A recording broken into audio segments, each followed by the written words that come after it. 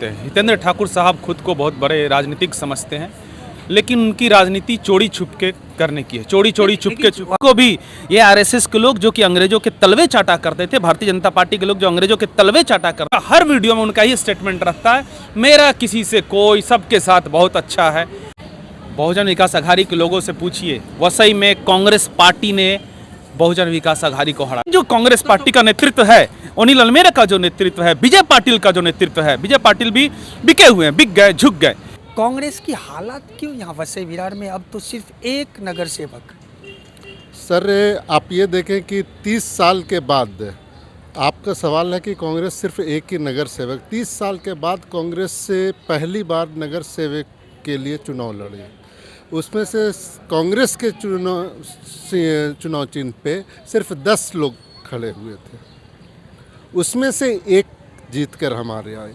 बाकी जो लोग भी लड़े, जहाँ पे यहाँ पर क्या हुआ है, बहुजन विकास अघाड़ी के साथ में इनडायरेक्टली अलायंस, तो बहुजन विकास अघाड़ी इस चीज़ में सक्सेस ज़रूर रही कि उसके जितने सेकुलर वोट हैं उसको ग्रैब किया। रीज़न ये है कि उसने प्रोपेगेंडा फैलाया कि हमारा कांग्रेस के साथ अलायंस है, जबकि सच्चाई ये है कि 10 के 10 जगह में कांग्रेस के कैंडिडेट के अगेंस्ट में बहुजन विकास अघाड़ी के भी कैंडिडेट थे। तो वोटर के माइंड में कन्फ्यूज़न कि वोट किसको दिया जाए, तो जिसमें एक नगर सेविका हमारे सैरल डाबरे पंजा निशानी पे जीत कर भी आई हैं। उनको कांग्रेस की तरफ से, पूरे परिवार की तरफ से हम लोग हार्दिक शुभकामनाएं भी देते हैं। लेकिन अब सवाल ये है कि कांग्रेस का यहाँ पर नहीं, आपका कहना है कि सिर्फ एक एकदम बदतर हो चुकी है। तो देखिए, ग्राउंड में पहली बार 30 साल के बाद अगर कोई भी बीज बोया जाता है तो आप समझिए कि इस इलेक्शन में कांग्रेस ने बीज बो दिया है। अब ये इसका जो भी फल ये होएगा, इसका फल आगे के, उसके लिए इंतज़ार आप लोगों को भी करना पड़ेगा, पत्रकार को भी करना पड़ेगा। लेकिन बीज की शुरुआत हो चुकी है। लेकिन ये कौन सी बीज जो अलायंस हो गया, जो कि पूरे शहर में खबर गई कि कांग्रेस और बहुजन विकास अघाड़ी की अलायंस हो गई, पर यहाँ तो सवाल दूसरा है कि अलायंस हुई ही नहीं। देखिए, चोरी छुप के आप कुछ करते हैं उसको अलायंस नहीं बोलते हैं, उसको साजिश बोलते हैं। हितेंद्र ठाकुर साहब खुद को बहुत बड़े राजनीतिक समझते हैं, लेकिन उनकी राजनीति चोरी छुप के करने की है। चोरी छुप के अगर उन पे आप आरोप लगाते तो कांग्रेस के नेता भी तो उनके साथ अगर गठबंधन हुआ होगा तो फिर तो चोर तो कांग्रेस के नेता भी हो गए ना। बहुत सही सवाल है कि हितेंद्र ठाकुर साहब ने, बोलते हैं ना, चोर चोर मौसेरे भाई, जो अपने जैसे लोग होते हैं वैसे लोगों को पहचान लेते हैं, खोज लेते हैं। तो उन्होंने खोज लिया। वो अशरफ भाई के साथ नहीं कर सकते गठबंधन। यदि अशरफ भाई के हाथों में कांग्रेस की, कल अशरफ भाई अध्यक्ष रहे तो नहीं कर सकते। कल रवि भूषण कांग्रेस का अध्यक्ष बन जाए तो हितेंद्र ठाकुर साहब नहीं कर सकते, क्योंकि हमारा ये स्पष्ट मानना है कि कांग्रेस पार्टी की जो विचारधारा है बहुजन विकास अघाड़ी की विचारधारा से बिल्कुल अलग है। कांग्रेस पार्टी जो है सेकुलर विचारधारा पे चलती है और भारतीय जनता पार्टी का खुल के विरोध करती है। बहुजन विकास अघाड़ी को सेकुलर वोट तो चाहिए, मगर गलती से भी बहुजन विकास अघाड़ी के किसी के मुंह से भारतीय जनता पार्टी मुर्दाबाद, बीजेपी मुर्दाबाद, ये सब कुछ नहीं निकलता है। भारतीय जनता पार्टी का किसी भी नीति का विरोध करने का हिम्मत इस जन्म में हितेंद्र ठाकुर साहब और बहुजन विकास अघाड़ी में कोई नहीं कर सकता है। ये बहुत बड़ा डिफरेंस है। तो जो हम थोड़ा सा खत्म तो चुनाव लड़ा है उन्होंने उनके विरोध, आज 71 सीट मिली है, वो भाजपा के खिलाफ ही तो लड़े। आप कैसा आरोप लगा रहे हैं? बहुत अच्छा बात बोला कि चुनाव लड़े हैं और चुनाव में उन्होंने विकल्प दिया है कि भाजपा को वोट दो, मेरे को वोट दो। एक वीडियो हमको दिखा दीजिए जिसमें हितेंद्र ठाकुर साहब भारतीय जनता पार्टी के किसी भी नीति का, किसी भी प्रकार का जो केंद्रीय नेतृत्व है उसका किसी भी प्रकार का विरोध कर रहे हैं। उनका हर वीडियो में उनका ये स्टेटमेंट रहता है, मेरा किसी से कोई, सबके साथ बहुत अच्छा है।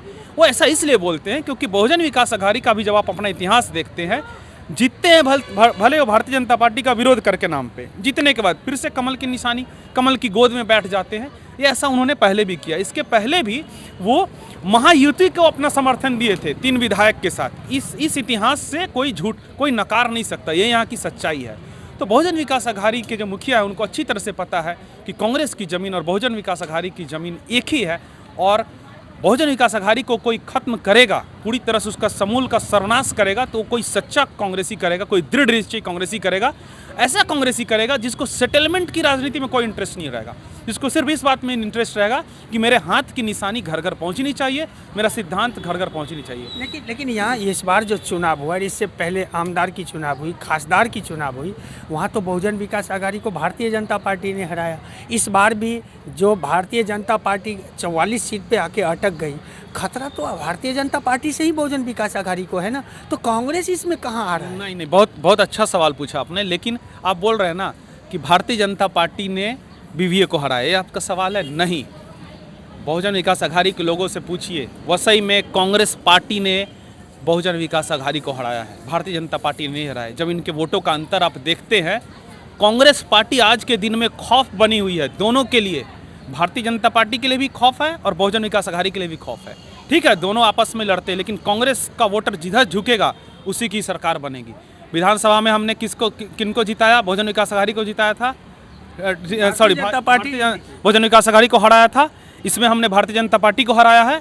आने वाले विधानसभा चुनाव में फिर से बहुजन विकास आघाड़ी को हराएंगे। आज आपको मैं बोल देता हूँ, फिर से हराएंगे, फिर से बहुजन विकास आघाड़ी का मजबूत कब होंगे वसई विरार में? हम हरा पाएंगे? बहुत सुंदर सवाल। हम मजबूत तब होंगे जब हितेंद्र ठाकुर साहब के पेरोल सैलरी पे देने वाले अध्यक्ष जो आज के दिन में कांग्रेस में, जैसे अनिल अल्मेरा है, अनिल अल्मेरा का खानदानी ये चल रहा है, वो हमेशा कांग्रेस का वोट बेचते आए हैं। उनके पिताजी ने भी कांग्रेस को बेच दिया था, आज अनिल अल्मेरा उन्होंने भी कांग्रेस को बेच दिया।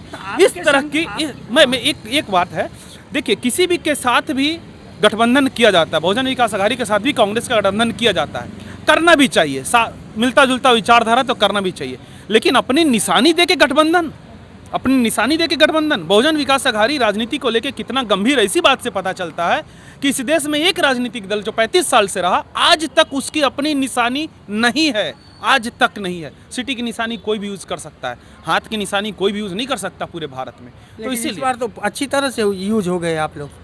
हाँ, हमारा मिसयूज हुआ। हम बोले ना कि आप यहाँ जो कांग्रेस का नेतृत्व, संगठन के वरिष्ठ लोग इस बात को समझते नहीं यार, आप लोग रखते नहीं है क्या? बहुत अच्छा वो हमारा जो कांग्रेस का नेतृत्व दिखता है ना, वो कांग्रेस का नेतृत्व नहीं है, बहुजन विकास आघाड़ी के लोग हैं जो कांग्रेस के में बैठे हुए हैं और ऐसा वो दिखा रहे हैं कि कांग्रेस का नेतृत्व है।